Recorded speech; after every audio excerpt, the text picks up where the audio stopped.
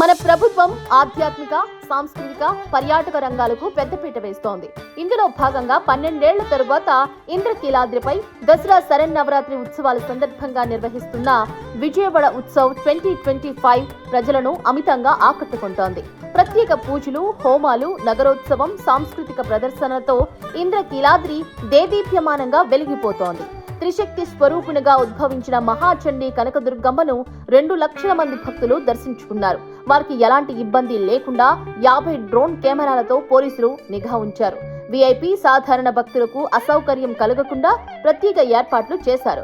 అమ్మవారికి పట్టు వస్త్రాలు సమర్పించిన సీఎం చంద్రబాబు ఒకేసారి 1500 మందికి సరిపోయేలా 26 కోట్లతో నిర్మిస్తున్న అన్న ప్రసాద భవనాన్ని, 27 కోట్లతో నిర్మిస్తున్న ప్రసాదం తయారీ కేంద్రాన్ని రాబోయే 3 నెలల్లో అందుబాటులోకి తేనున్నారు.